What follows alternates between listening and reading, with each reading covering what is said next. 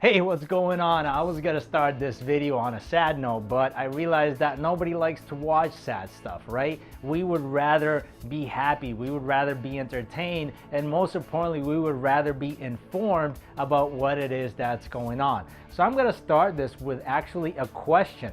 And in this video, I'm actually gonna reveal to you exactly what I went through and some of my experiences, and then, just leave you with a thought that maybe you could evaluate where you're going, and hopefully this serves you. I want to be a resource to you in whatever it is that you're doing. So the first question I ask you is, how much does your boss make? Now, yes, I am talking about money, okay?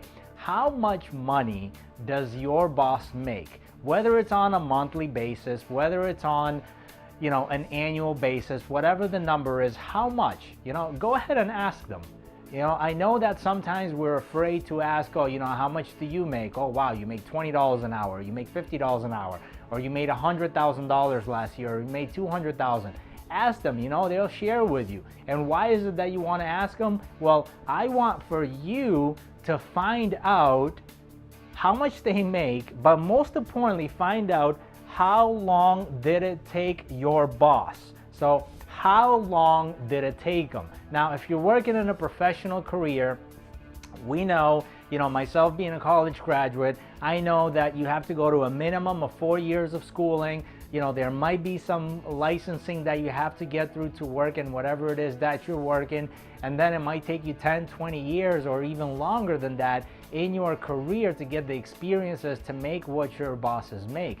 And look, I want to share the screen with you. I actually, in 2009, I used to work for the state of Massachusetts for the Department of Transportation. Here's the proof, when you work for the state, when you work for the government, at least the state of Massachusetts, they disclose. Here you could see my name, and you could see how much money I was making. Now let me scroll through a little bit and let me show you what the other years were like. So check this out, right? You could see on there what I was making during that time. Again, at that point I had graduated from college. I had a whole bunch of student loans that I been paying off. And again, that might be a fairly good salary for somebody. But look, what I want you to look at, check this out, look at this. Look at the amount of overtime, that I had to work in order to get me to that income level. Now, obviously, if you're making 3 or 4 times for this, ask yourself, how many hours are you working, right? Okay, are you working overtime to qualify for this position? Now, the sad part of this was, I'll go ahead and pull up my boss's name at that time. I believe he still works there, but let me go back to the records and show you this, right? So check this out. Look at his name, right? That was one of my, supervisors that I work with. And what I want you to look at is look at what his base salary is, and then look at his overtime, okay? Check this out. Now let me go ahead and switch that over to a different year. Same thing, right? Base salary, but look at the amount of overtime. And you want to know the sad part? When I asked him, how long did it take you to get to this position? He had been working there for over 30 years. Now look, let's go back. Let me look up another example. Check this one out, okay? You can look up this name. Again, I don't want to say any names on the video, so go ahead, check this out, right? So again, this was another one of my supervisors. Now look, check out his overtime hours. Yeah, his base salary was decent, but look, he had to work almost the same amount in overtime, to make a living. And guess what? He had been working there for more than 30 years as well. Now check out this other example, okay? He hadn't been working there for so long. I believe at that time it was like 7 or 10 years already. But look, same thing. Base salary and the overtime hours, okay? So for you to get to those positions, you had to work a crazy amount of overtime hours. Be away from your family, be away from your loved ones, not going on vacation, not enjoying life, losing sleep. A lot of those overtime hours were overnight. So we would sleep in the truck, we would sleep on the road as the construction jobs, would finish, and then we would have maybe a 3 or 4 hour break between the construction job ending and going back to the office. So that was my experience. And not only that, but when I went into the private sector, and again, my story was I graduated from college in 2007, went into the private sector, then went into the public sector, then went back into the private sector, and then I went into business for myself. But what's most importantly is, again, it's you. What are your experiences? Whether you're in the public or private or whatever it is, what are your working hours, right? We all have to work, right? I'm working. I enjoy doing this. This is my type of work that I enjoy doing this, because at the end I want to help you figure out whatever it is that you need to figure out, right? So again, ask your boss, how much does he make and how long did it take him to get there? Now, if you're working in a professional career, and whether you're a doctor or some other type of professional, ask them, okay, if they went to school, let's say on average, let's say between a professional job, let's say it's 6 years. Let's say you got your bachelor's and your master's or some other degrees or whatever. But let's say on average, let's just say a minimum 2 years of college, okay? An associate's degree, a technical degree of some sort, okay? 2 years. And then they worked in that field for, let's say, 15 years to make the amount of money that they're making. Let's say it's 150 grand. Look, I don't know about you, but in today's day and age, in 2019, 150 grand isn't what it used to be back in, 97, when I was 12 years old or whatever, growing up. At that time, my dad was in real estate as well, and he was making that amount of money, and that was a substantial amount of money at that time. Nowadays, you look for people that make like 150 grand, and they're struggling just like everybody else is. Now, look, if you're nowhere close to 150 grand, if you're making like $15,000 a year, right? You have to find another way. You have to find something that works for you. But, ask yourself, if it took your boss 15 years, 30 years to get to that earning potential, what do you think is going to be different about you doing it as well?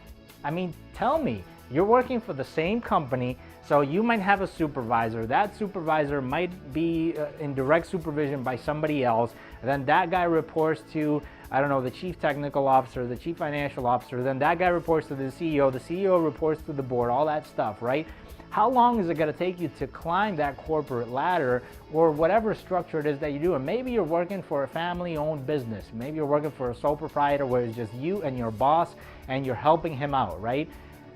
How can you get to their position and earn the same that they're earning or more, right? Tell me that.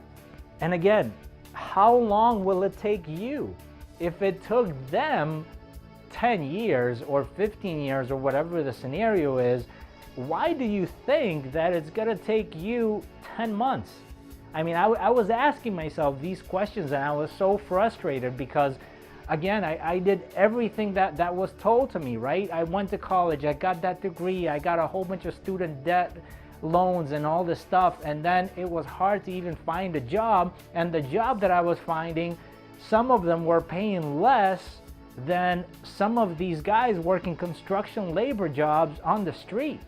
Yes, maybe I was more comfortable sitting in an office, whether you want to live that lifestyle or whatever, but again, it's like, we live on a financial planet. The economy has to move around. There's expenses that go out every month. So, at the end, what I want you to do is think about your life, right? One of the mentors that I follow that's been huge, that's been allow me to shift my mindset is designing, for example, your life. And when you design your life, you tell me, a lot of the times, you take on a job position or you're doing something at your job. And again, that's important because we all have to work to make a living and to survive and to keep us busy and do everything that we need to do, right? But think about it, if you have to commute 45 minutes with no traffic, let's say in the city that you live in, let's say, it's 40 miles or whatever, or 30 miles, right? And you're doing that every single day with traffic. It could be as bad as an hour and a half or 2 hours, right? Can you use that time better? So a lot of the times, again, because I'm in the real estate industry, a lot of the times I ask the question, it's like, look, you know, you have to travel 2 hours every day to get what it's got to get done to your job. And when you come back, you know, you're exhausted. Is it worth to pay maybe, I don't know, $100 more, $200 more to be closer to where you work or live that lifestyle? Or maybe you don't have a traditional job. Maybe you work from home. Maybe you work remotely, whatever the case is, right? Again, you're sacrificing something. And what I want to do here with this video, my main message with this is to kind of broaden and expand your mindset. Like, what are the possibilities, right? Like, I have a boss, right? Who's my boss? My clients. My clients are my boss. If I don't deliver the results to my clients, I don't get paid. So they're my boss. So we're always working for somebody else.